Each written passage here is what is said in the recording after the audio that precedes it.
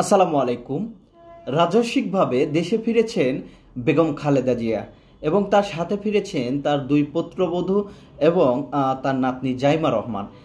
এই যে তিনি রাজস্বিকভাবে প্রত্যাবর্তন করলেন এবং বাংলাদেশের এয়ারপোর্টে আসার সাথে সাথে এয়ারপোর্ট থেকে শুরু করে একদম গুলশানের বাসভবন পর্যন্ত যে মানুষের ঢল নেমেছে এক নজর শুধু তাকে দেখার জন্য।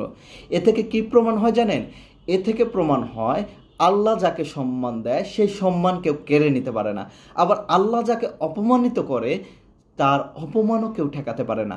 আপনারা দেখেন, স্বৈরাচারী শেখ হাসিনা এই খালেদা জিয়াকে নিয়ে এতিমের অর্থ আত্মসাৎকারী, তিনি নানান ধরনের গালিগালাজ, তাকে নিয়ে বাজে মন্তব্য করতেন এবং তাকে নিয়ে যে ধরনের ক্রিটিসিজম করতেন, সেই বিষয়টি এখন আমাদের মনে পড়ে।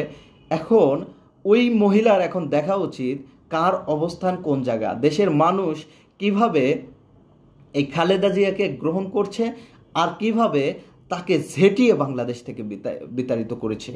এই যে আল্লাহর দেওয়া যে সম্মান, সেই সম্মান এমনি এমনি আসে না। জনগণ যাকে সম্মান দেয়, আল্লাহ যাকে সম্মান দেয়, জনগণও তাকে সম্মান দেয়। দেখেন, এই যে খালেদা জিয়ার যে বিগত কাজ, তার যে আপোষহীন চরিত্র, এই চরিত্র নজিরবিহীন। তিনি চাইলেই কিন্তু জেলখানা থেকে মুক্ত হতে পারতেন, শুধু মুচলেকা দিতে হতো তিনি আর রাজনীতি করবেন না, তিনি যে নির্বাচনগুলো হয়েছে সেই নির্বাচনগুলো মেনে নিচ্ছেন, এই বিষয়গুলো করলেই কিন্তু তিনি মেনে নিতেন এবং তিনি জেলখানা থেকে মুক্ত হয়ে চলাচল করতে পারতেন, বিদেশে যেতে পারতেন। কিন্তু তিনি কিন্তু সে কাজ করেননি। তিনি কিন্তু এই স্বৈরাচারী আওয়ামী লীগকে স্পষ্ট ভাষায় বলে দিয়েছেন যে আমি মরলে এই দেশেই মরব, এবং তাকে কত ধরনের অফার দেওয়া হয়েছে, তাকে বলা হয়েছে আপনাদের এতগুলো এমপি দেওয়া হবে, কিন্তু তিনি কিন্তু আপোষটা করেননি। তিনি যদি আপোষ করতেন তাহলে লসটা হতো বাংলাদেশের সাধারণ মানুষের, লসটা কিন্তু শুধু বিএনপির হতো না, লসটা হতো সাধারণ মানুষের।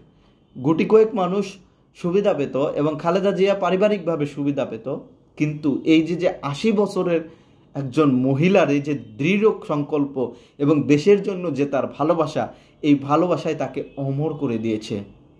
দেখেন, আজকে সে যে সম্মানটি পেয়েছে ঠিক তার বিপরীতটি পেয়েছে শেখ হাসিনা। দুজনেরই কিন্তু সম্মান ছিল, কিন্তু এখন দেখেন খালেদা জিয়া কোথায় আর শেখ হাসিনা কোথায়। শেখ হাসিনাকে বাংলাদেশ থেকে ঝেঁটিয়ে বিতাড়িত করা হয়েছে আর খালেদা জিয়াকে সম্মানের সাথে গ্রহণ করা হচ্ছে। এটাই পার্থক্য। এই জন্য বলতে চাই, সম্মান আল্লাহ যাকে দেয় মানুষও